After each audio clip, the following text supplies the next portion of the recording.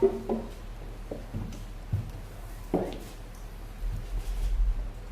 small incident. the cup fall down. Ladies and gentlemen, good morning. Welcome to the Chinese Embassy. On July 3rd, I held a press conference at the embassy to answer your questions about the amendments to Hong Kong's extradition laws and explain China's position. For more than a month since then, the opposition in Hong Kong and some radical forces have continued to use their opposition to the amendment as an excuse for various types of radical street protest.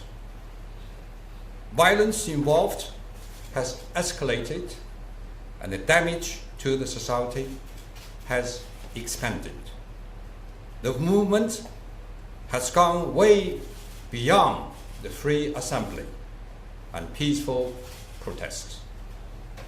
It is posing a severe challenge to law and order in Hong Kong, threatening the safety of life and property of Hong Kong people, undermining the prosperity and stability in Hong Kong, and challenging the principled bottom line of one country, two systems.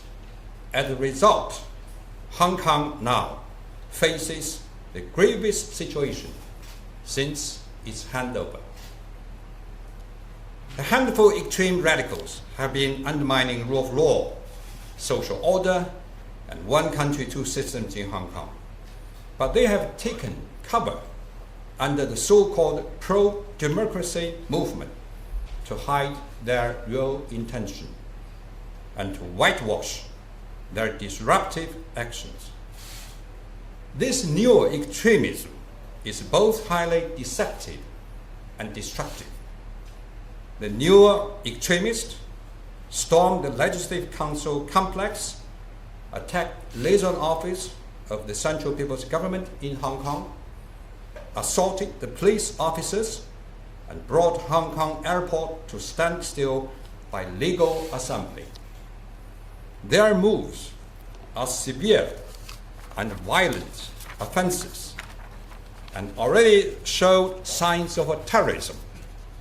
The central government of China would never allow a few violent offenders to drag Hong Kong down a dangerous road, a dangerous abyss.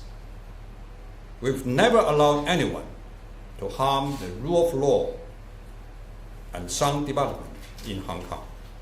We've never allowed anyone to undermine one country, two systems at any excuse. Should the situation in Hong Kong deteriorate further into unrest, uncontrollable for the government of the Hong Kong Special Administrative Region, the central government would not sit on its hands and watch. We have enough solutions and enough power within the limit of basic law to quell any unrest swiftly. This is a critical moment for Hong Kong. How will this end? This question is in the minds of all of those who care about the future of Hong Kong. It is also hitting the headlines and making cover stories in British media. Our answer to this question is firm and clear. We hope this will end in an orderly way. In the meantime, we are fully prepared for the worst. So how will this end in an orderly way? I think the following 4 points are extremely important. First, the priority now is to support the SAR government in ending violence and restoring order. I hope that Hong Kong people, especially the young people who have been led astray, would have a clear understanding of the current situation in Hong Kong and cherish the sound development of Hong Kong after handover. which has not come by easily. I hope they will keep big picture in mind, rally behind the chief executive and ICAR government, uphold rule of law and justice in Hong Kong, and safeguard national reunification as well as Hong Kong's prosperity and stability.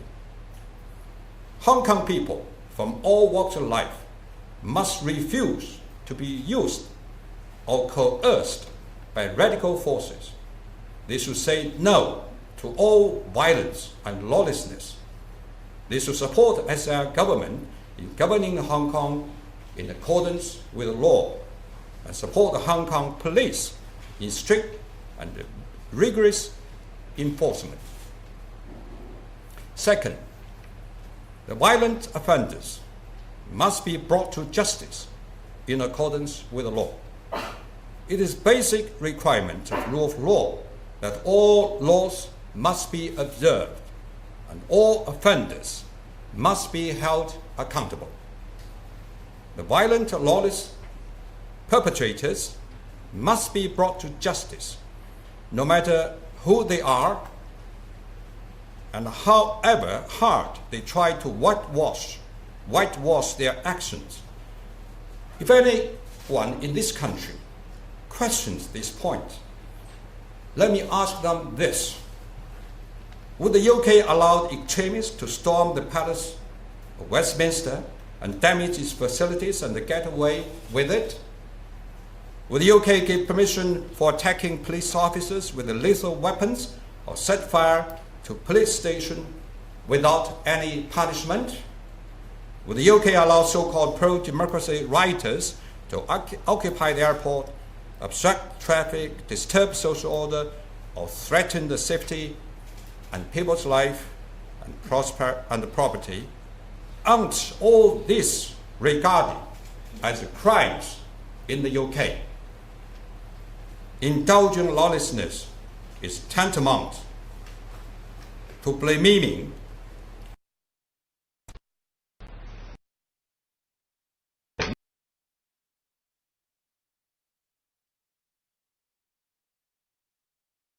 and the rule of law. No responsible government would sit back and watch such violence rages on. The central government of China firmly supports SAR government and Hong Kong police in strict, rigorous and decisive enforcement so as to bring the offenders to justice as soon as possible and uphold the rule of law and social order in Hong Kong. Third, foreign forces must stop interfering in Hong Kong's affairs. Evidence shows that the situation in Hong Kong would have not deteriorated so much had it not been for the interference and incitement of foreign forces. Some Western politicians and organizations have publicly or covertly given various types of support to violent radicals and tried to interfere in the judicial independence of Hong Kong and obstruct Hong Kong's police from bringing the violent offenders to justice. I want to reiterate here that Hong Kong is part of China. No foreign country should interfere in Hong Kong's internal affairs. We urge those foreign forces to respect China's sovereignty and security, immediately stop interfering in Hong Kong's affairs, stop interfering in China's internal affairs, stop conniving in violent offenses. They should not misjudge the situation and go down the wrong path. Otherwise, they will lift the stone only to drop it on their own feet. Fourth, the media must show their due social responsibilities. Since what happened in Hong Kong, I have to say the Western media have failed to play a credible role. Instead of reporting the situation in a just and objective manner, it have confused the right and wrong, given unbalanced account and misled the public.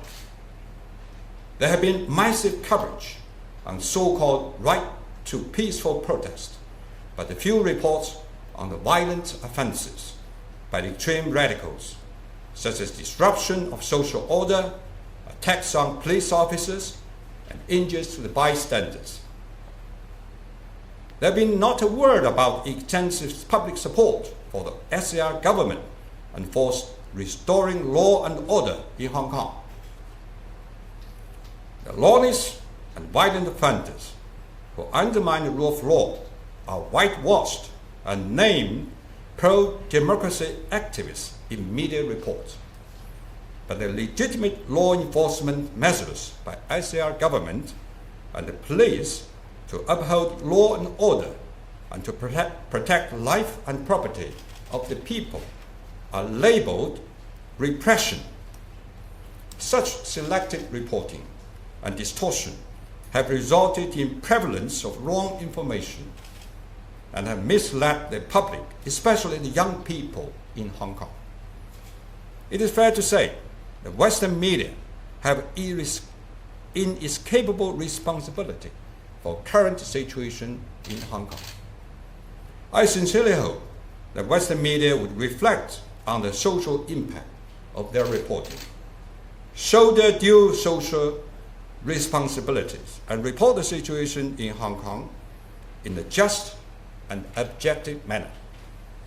I hope they will stop speaking up for the extreme violent offenders, refrain from pouring oil over the flame in Hong Kong, and foster a sound environment of public opinion so that law and order could be restored in Hong Kong.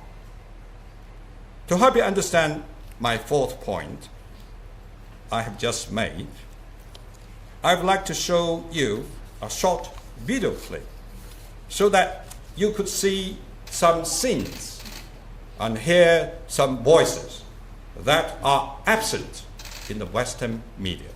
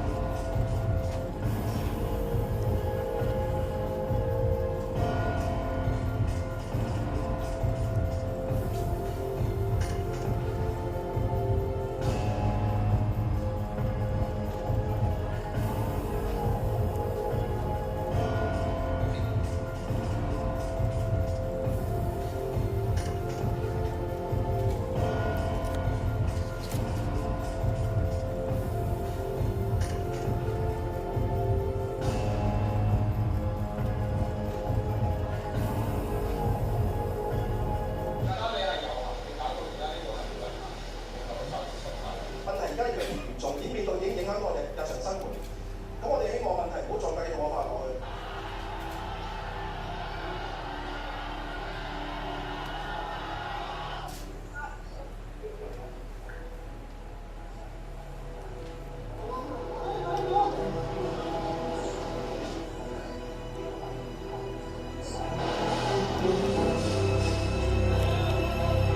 Vandalism, disgusting things you see here, and I just cried. I lived in Hong Kong more than half my life. I love Hong Kong, I love China. Hong Kong is built on the law, the rule of law, and not chaos. And no one has the right to do this kind of thing. And this is the tragedy. Young people don't understand this. They don't realize how good life really is in Hong Kong.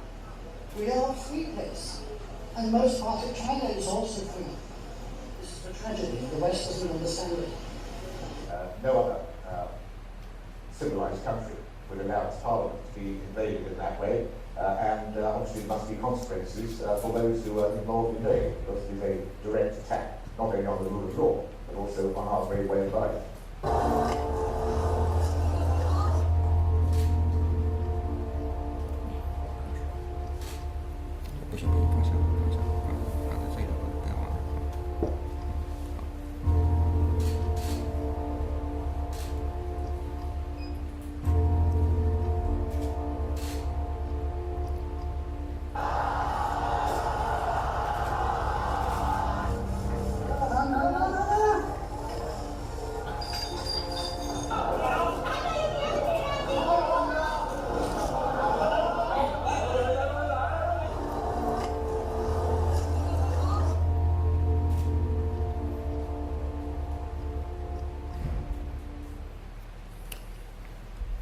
Order fosters prosperity, while unrest brews regress. Given what is happening in Hong Kong today, this ancient Chinese teaching could be more relevant. It is in the interest of both China and the international community, including the UK, to have a prosperous and stable Hong Kong, where over 300,000 British citizens live and work, where 300 British companies are doing business. I sincerely hope that the people from all walks of life in the UK still have a clear understanding, will have a clear understanding of a big picture. Act in the interest of Hong Kong's prosperity and stability, and refrain from saying or doing anything that interferes in Hong Kong's affairs or undermine the rule of law in Hong Kong.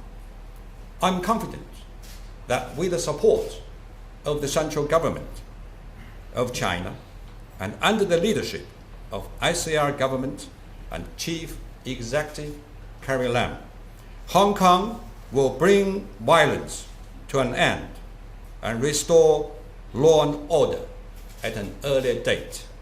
Hong Kong, the Oriental Pearl, will once again shine brightly. Thank you. Now I'd like to answer your questions.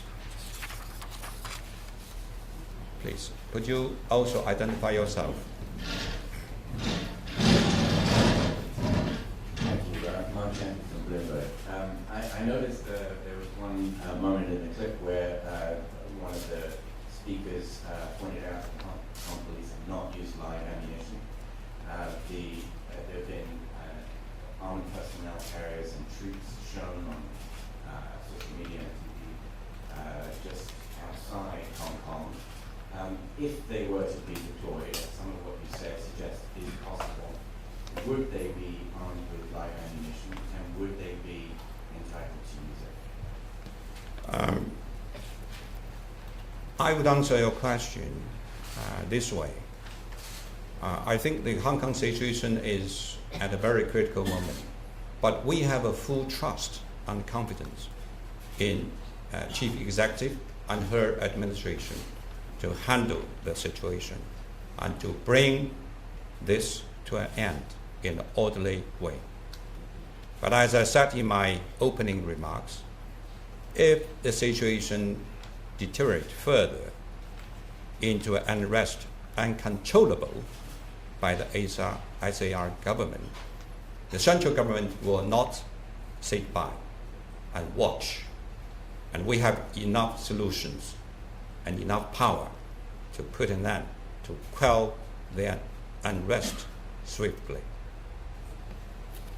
Yeah, the back over there.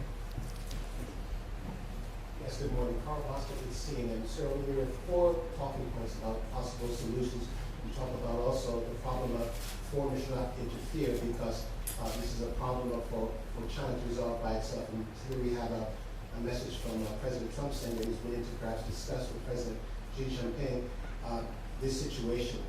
Has there been any formal response yet to this suggestion? And if it is being considered, will it help resolve the situation? I don't think President Trump proposed officially, formally, to have a meeting with the President Xi now. I saw his Twitter, and he expressed his views on Hong Kong. Hong Kong is a constant subject between China and Western government, including UK and United States. We are open to discussion, but the important thing to remember is that we do not agree. We cannot accept any interference in Hong Kong internal affairs. We believe this is purely China's internal affairs. We strongly oppose to any foreign intervention, including some congressmen proposed to have a so-called resolution act on Hong Kong. Especially, we're opposed to the foreign organization to give us support financially and also both openly, publicly, and covertly show their support. We strongly oppose to it. Thank you. Yes, please.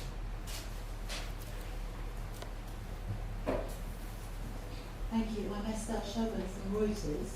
I wanted to ask you, you said in your opening remarks that the behaviour of some of the protesters was showing signs of terrorism, and I wondered whether you might explain to us what would be the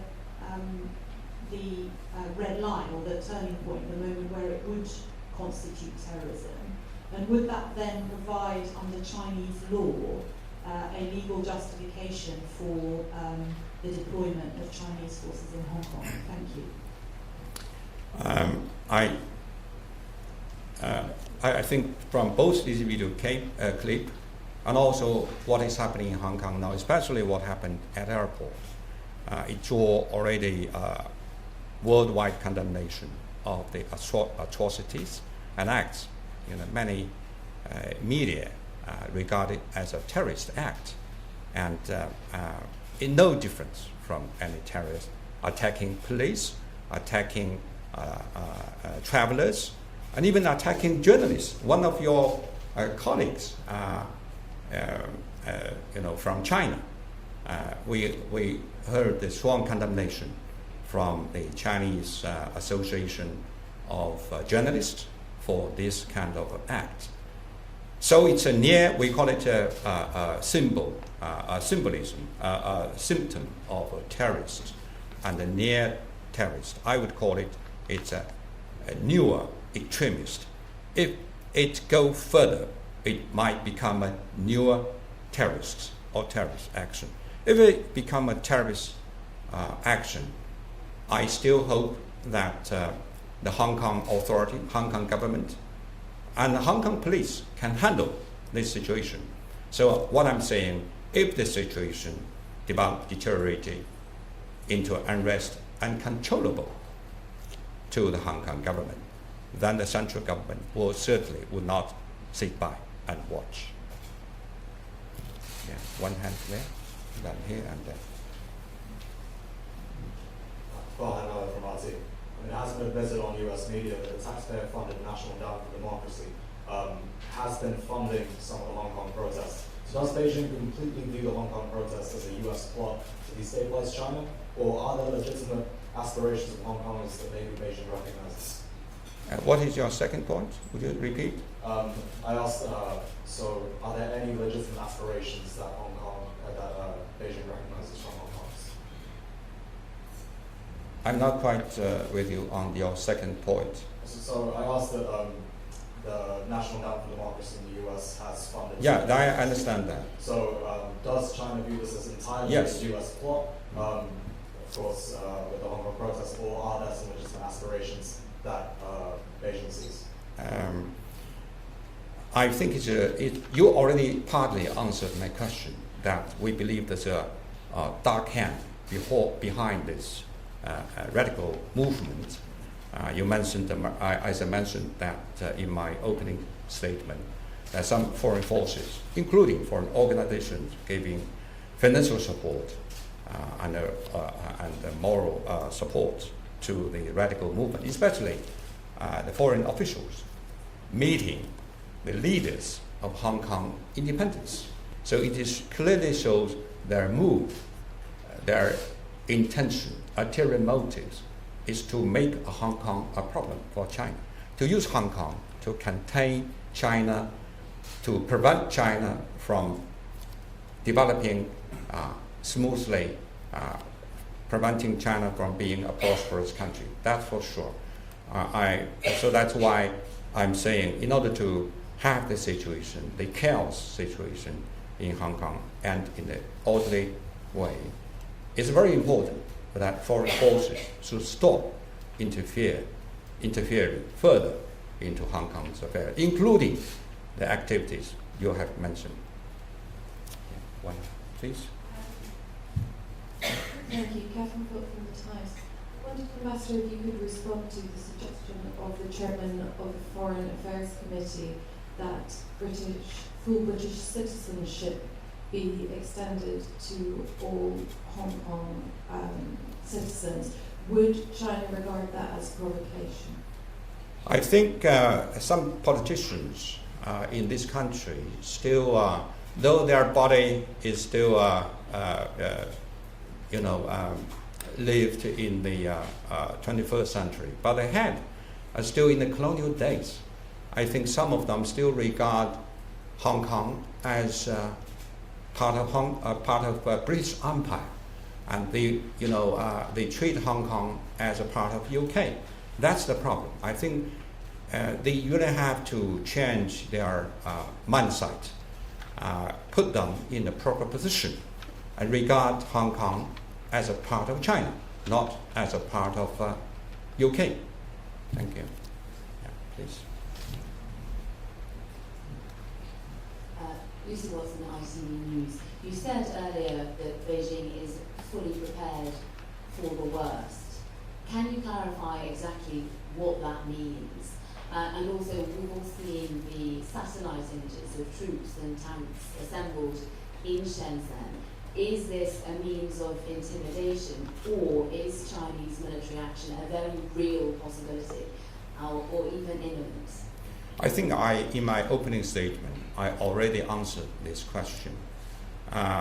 First, the first part is what kind of situation that the resolute solution should be needed. I said if the situation deteriorates further into unrest, uncontrollable by the Hong Kong government, then the central government will not sit by and watch. And we have enough solutions, enough power to quell the unrest swiftly. So if you read my words carefully, word for word, you will get your answer to your question. What exactly does quell mean, though? How will you quell the protests? To put this to an end. Thank you. Yeah, please. Deborah Haynes from Sky News. Could you give a sense of you talked about how Beijing has the power to deal with this problem. Can you give a sense of the scale of the forces that you have available to deploy into Hong Kong if necessary? And also, are they properly trained to deal with what is a civilian uprising, civilian unrest, as opposed to a military problem? And then secondly, if I may, this is your second press conference, as you said. Last time we had a different Prime Minister. Now we've got Prime Minister Boris Johnson. Last time you said that relations between Beijing and London had been damaged by, for example, our then Foreign Secretary's comments on Hong Kong.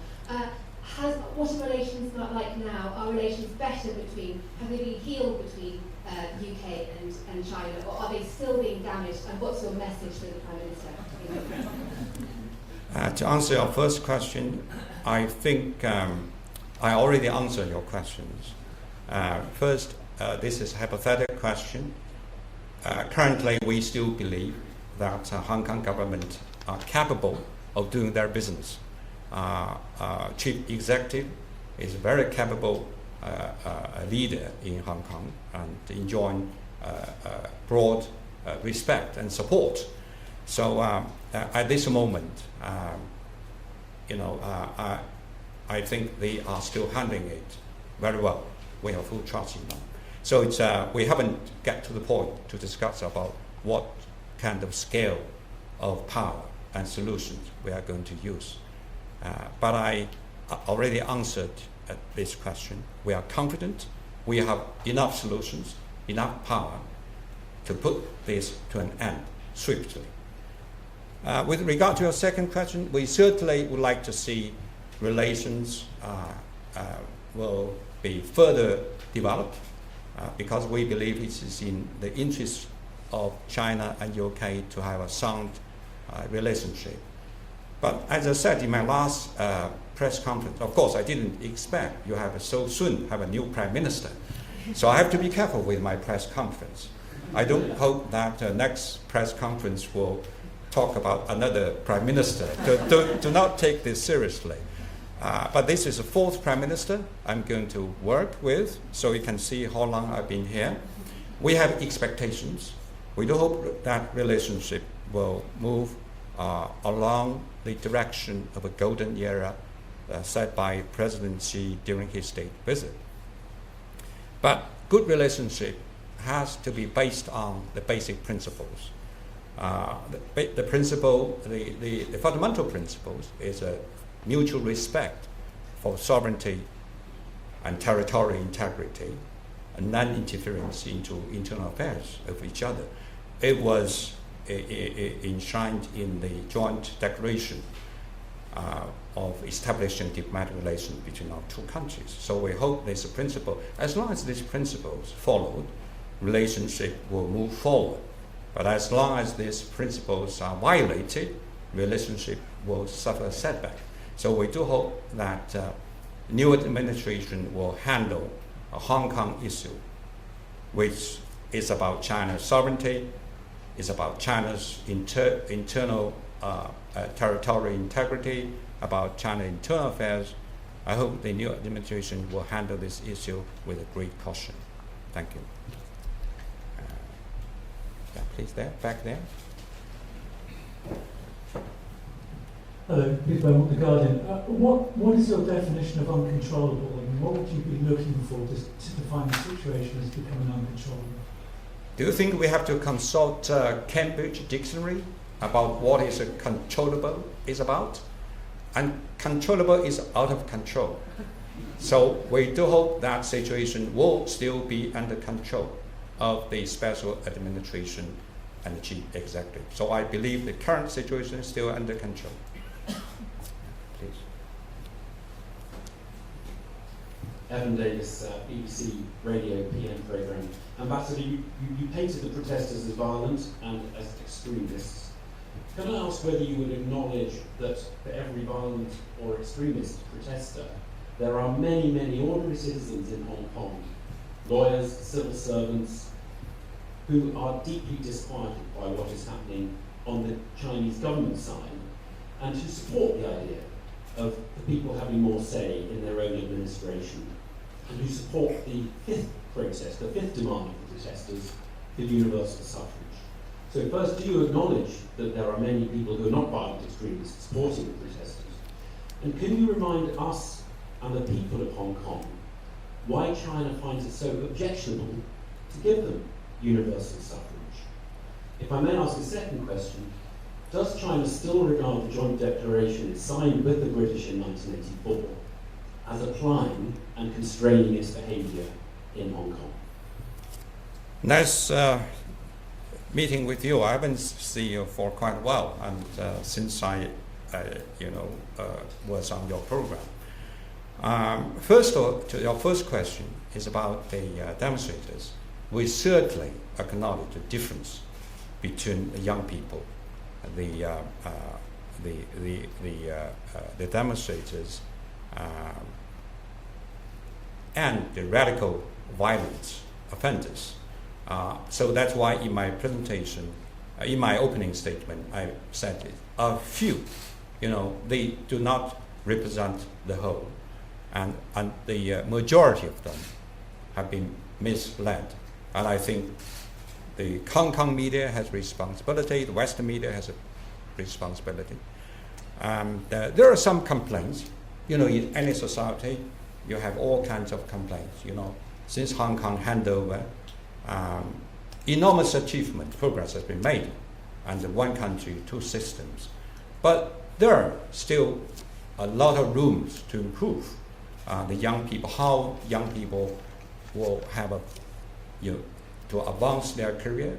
Hong Kong economy, there are many problems in the development of Hong Kong economy. Hong Kong economy have too much dependent on financial services, too much on real estate, and offer little opportunities for the young people. So they have complaints. We understand that. But the central government and the SAR government try very hard to address these problems. We have launched this Great Bay development project. I don't know how familiar you are. I don't think we have a time to elaborate in detail. But that will give Hong Kong young people more opportunities.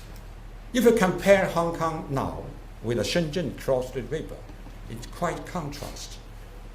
In 30 years' time, Shenzhen has been transformed. It's a city, dynamic, full of talent, full of vigor, full of many young people, a lot of high-tech, new technologies, companies. You have Huawei. I don't know if you have time to talk about Huawei. You have a Tencent. You have a Dajiang. You have many, top world-class companies. What these world-class companies, high-tech companies, you can find in Hong Kong. So, but the important thing you have to remember, to address this problem, only we have to focus on development. Demonstrations offer no solution. Chaotic situation only will make young people suffer more. So we certainly will address the concern of the young people.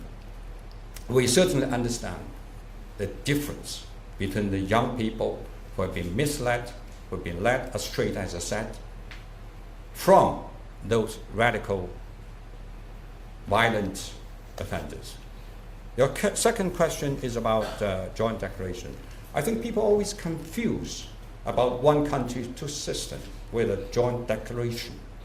Joint declaration have completed its mission. Its main mission is to ensure a smooth handover of Hong Kong from UK to China. Right after handover, the joint declaration, and also its mission is to ensure a smooth transition period between 84, that was the time when China, UK agreed on the handover. Between 84 to 97, this is 13 years. We have to make sure there should be a smooth transition without interference of interruption. And that is its main mission. Yes, joint declaration mentioned about one country, two systems, but that is a national policy, unilaterally announced by Chinese government. It's incorporated in the basic law of China. So when we said China is committed to one country, two systems, we are not saying we're committed to joint declaration. We're committed to implement the basic law of China. We stimulate that Hong Kong will enjoy one country, two systems for 50 years. Thank you. You didn't stress universal suffrage. Yes, yeah, universal suffrage. The central government committed to universal suffrage. We believe this is a final game. This is a final aim of political reform in Hong Kong, but it has to be processed in an orderly way, and has to be suits to the condition of Hong Kong. All countries, all places, cities differ from one another. If it were not for the opposition of Hong Kong in 2015, the Legislative Council would pass a law on universal suffrage. But they are not happy with this law, so they block it. So, they killed this law. So they postpone this process. So many things are not known by Western public. So the government is fully committed to universal suffrage, but it has to be carried out in orderly and gradual way. Thank you. Yeah, please. James Robbins, diplomatic correspondent of the BBC. You've talked about there being no place for any foreign interference in China's internal affairs. Does that mean that the British government, this present British government, is interfering in internal affairs when it calls for dialogue to end the crisis in Hong Kong?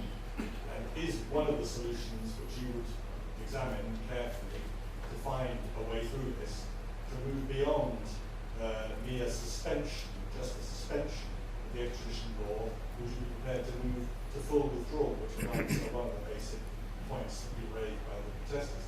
And my second question... This is, they had a second question, so there will be a third one. My second question is about the potential use of force, because you said China would use whatever means necessary to quell the protests. If you were... Not the protest, to quell the unrest. The unrest. If you were to use the Chinese army in Hong Kong, do you accept that that would have the effect of destroying the second system, two systems, destroying Hong Kong's autonomy, and do grave damage, therefore, to China, because it would suffer economically and with trade as a result?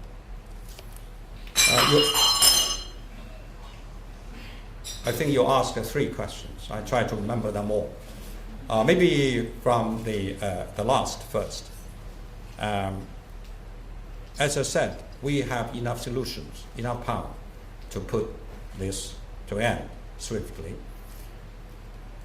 By doing this, we're exactly defending one country, two systems. Some of the radical forces are call for independence of Hong Kong. They want to use Hong Kong to infiltrate into the mainland, to interrupt the socialist system in Hong Kong, in mainland. So in both ways, they undermine one country, two systems. When we talk about one country, two systems, people have to be aware that it's a complete part. One country, that means Hong Kong is part of China. And China has a sovereignty over Hong Kong. And one country is a precondition for two systems. Without one country, there's no talk about two systems. There will be no more two systems. So the two are complete one part. So we can't emphasize one at the expense of the other. So I think what China is going to do to put the situation under control is exactly for one country, two systems. About the telephone conversation, as I said, we are open to discussions on Hong Kong. But the important thing is you can't use telephone conversation to exert pressure on SAR government. For instance, you would say, we are concerned about police repression, excessive use of force.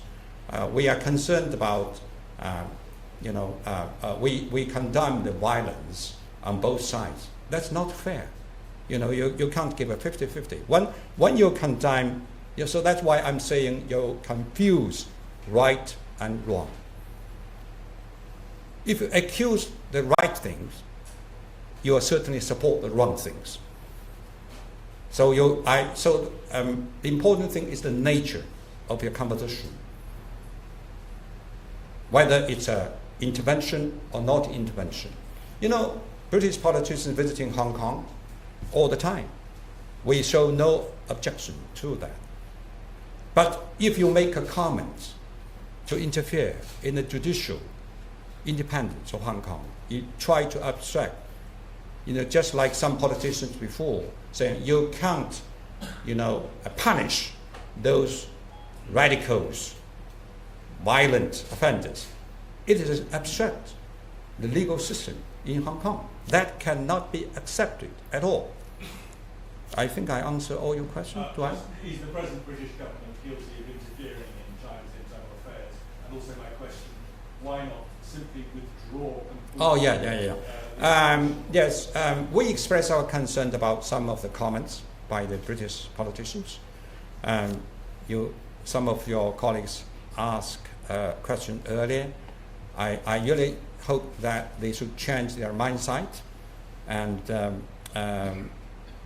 have a big picture in mind about prosperity, stability of Hong Kong, and the broad interest of UK. I think prosperous, stable Hong Kong is really in the interest of UK, not only in the interest of Hong Kong, in China. Withdrawal, you know the bill has been suspended by the government. Whether it will be withdrawn, I think it's up to the Hong Kong government to decide. You know, I think the chief executive promised to have a further communication, discussions with the public, with the various sectors in Hong Kong. From the very beginning, in my first press conference, I said this is a good bill. It serves the interest of Hong Kong. It will make Hong Kong a safe haven of justice rather than a safe haven of fugitive criminals. I think their intention to improve the legal system in Hong Kong. But it was not well understood. So I think it might take time for the SAR government to explain their position, to convince the Hong Kong public that it is in Hong Kong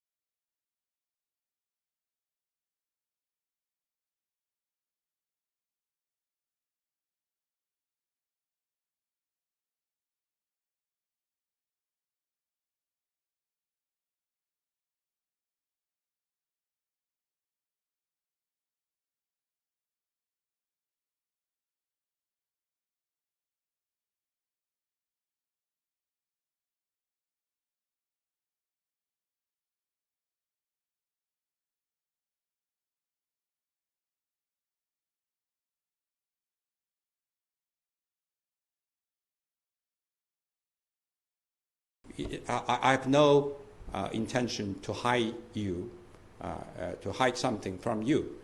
We do not have enough good equipment like BBC, you know, to make a clip straight away, and so it's a little bit old, outdated, a little bit old video clip, and the other one is the journalist from China, who have been tied up, and some people regard him as a plain police, but it turned out he is a journalist who has his name, who is a registered journalist.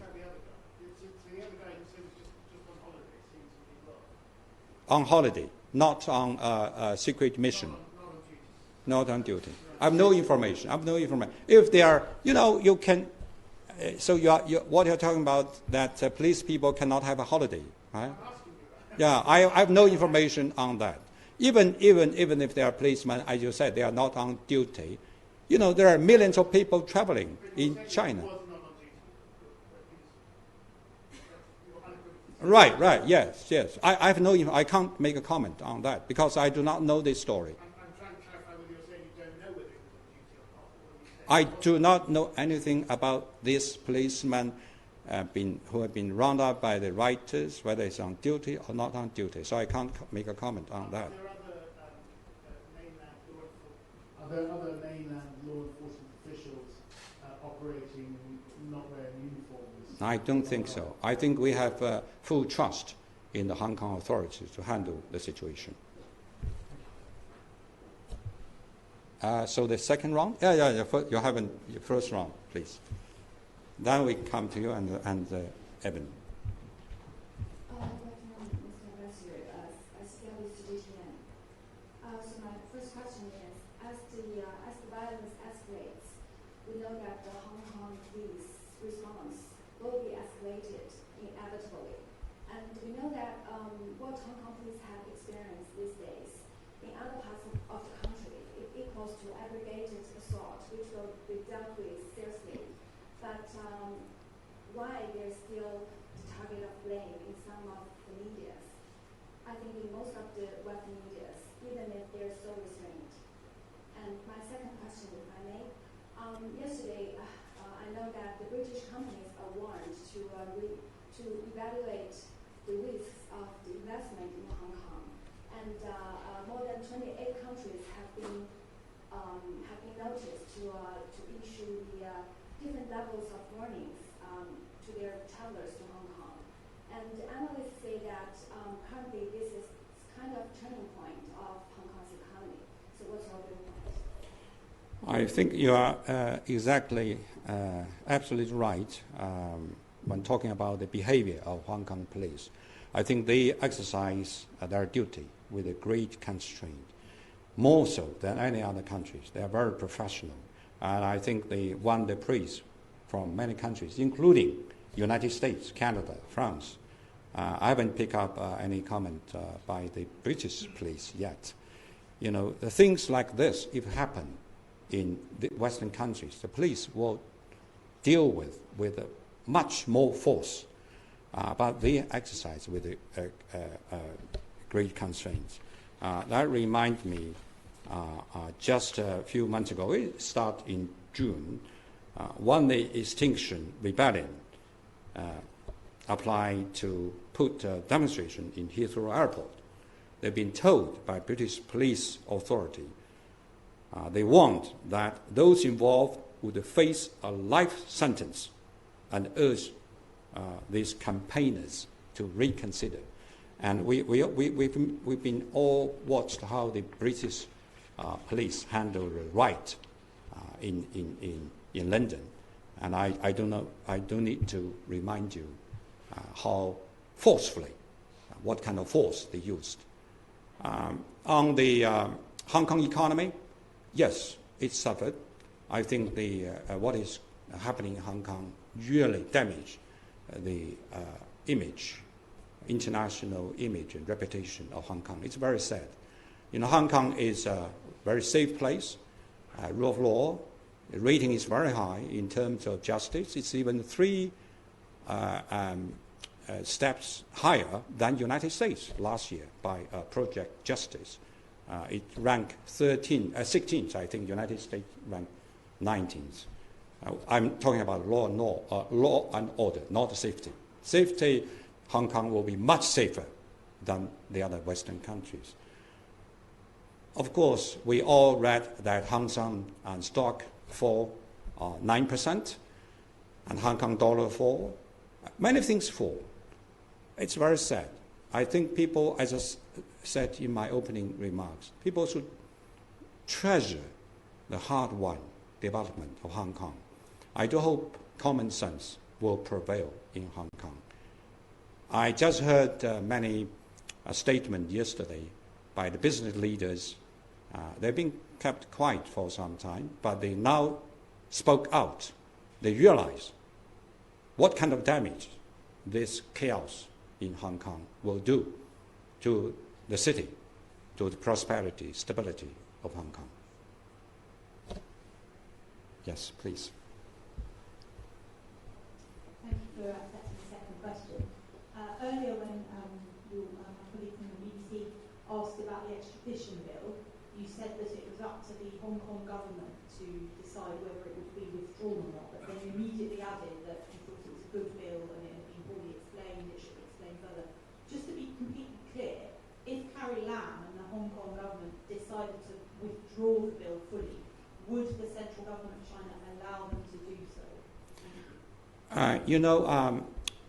At the very beginning, many people thought that this move is under the order, instruction of the central government. That's not true. This initiative is completely out of the consideration of Hong Kong administration, and Carrie Lam spoke on many occasions. She receives no order, no instruction from central government to launch this effort for the amendment, and she decided to suspend it, and we show understanding and respect and support. So I hope you will keep in mind the 3 words I gave you: understanding, respect, and support. I think we'll continue to do this along the road. I think you're all doing your second. It's about time, so one hand here, the last 3 questions. Okay, yeah, please. Thank you, Ross. My second question. Where are you from, by the way? Artie. As you know, the trade war with the US is continuing. Donald Trump has sought to make Huawei a pressure point for China. Do you feel there's a chance that the US could do the same with Hong Kong in an attempt to get a more favorable trade deal? And how will Beijing respond if the US goes down this path? I think the talks are still going on. I personally still cautious, optimistic about the future of China-US trade relations. Member Political Bureau and Director of Central Affairs Office, Yang Jiechi, is in New York having a talk with the Secretary Pompeo, and they have a very extensive discussions about bilateral relations, trade relationship, trade consultations, one of them. On Hong Kong, China will never compromise its principle with any trade deal. We wouldn't barter away our principle. It's purely China's internal affairs. Brooks no foreign intervention, no matter which country it is. Thank you. Yes. Thank you, Mark Chan from Bloomberg again. I think the entire Hong Kong business community would agree with you when you said that the unrest recently has been very bad for the economy, bad for Hong Kong's position as a global financial center. And yet, many, I think, would also argue that if the Chinese central government was to intervene directly, that would be even worse. And that in order to solve this, it will require some sort of engagement with the protesters who you acknowledge are not all violent, and that many have some legitimate concerns. Do you not think that the position that you've laid out here, which is quite hard, should allow more space for engagement with the protesters in the interest of, as you say, maintaining stability and the economic well-being and the international image of Hong Kong? Let me ask you this. If Hong Kong, we are talking about a hypothetical situation. If Hong Kong's situation become uncontrollable, unrest goes on and on, will it serve the interests of business community in Hong Kong? Or the central government will intervene with a resolute solution and to put it end as quickly as possible, serve the interests of Hong Kong? I think the answer should be the latter. But that is extreme situation. That is a situation we would not like to see. As I said, we hope to see the situation will end in an orderly way. That include people should rally behind the Hong Kong government, rally behind the chief executive, support Hong Kong government to put this to end, to bring the violent law offenders to justice, and to restore the order. So that is the top priority of Hong Kong today. Yeah, please. Thank you for a second question, Ambassador. Evan Davis, BBC PM. You've drawn a distinction between the violent protesters and non-violent protesters. And I just want to be clear, can you unequivocally tell the people of Hong Kong that if the violence stops, but peaceful protest continues, there is no way that the central Chinese authorities would intervene in the internal affairs of Hong Kong? It's only the violence which is in the interests of China to quell or to stop. I hope you should go back to my opening statement. I said, if the situation in Hong Kong deteriorates into an unrest, uncontrollable, to the Hong Kong government, the central government would not sit by and watch, and we have enough solutions, enough power to quell the unrest swiftly. So what you're talking about is still the situation that is controllable. It's still under the control of the Hong Kong government. So we do not need to talk about the other part. It may be peacefully uncontrollable. I don't think so. I think that shows you have a lack of understanding of the situation. You have underestimated the capability of Hong Kong government and the capability of Hong Kong police. I think they are fully prepared, fully equipped to handle peaceful demonstration, but it has to be peaceful. Thank you. Last question. I'm sorry. I seldom leave the hand raised and unanswered. Mr. Ambassador, thank you again for a second question from Ambassador in CNN. You talk about really how patience is wearing thin right now, and you're suggesting that you have the resources and solutions to bring something in swiftly. What sort of timeline are you looking at? In other words, this time next week, do you think that the Hong Kong government would have been able to resolve this crisis on its own without any further support from the central government, or will we still be having this conversation next week? As I said, we have full trust in Hong Kong government. I hope they will put it end at an early date as soon as possible. Maybe we do not need another press conference. We'll see. Thank you. Thank you very much for coming. Thank you.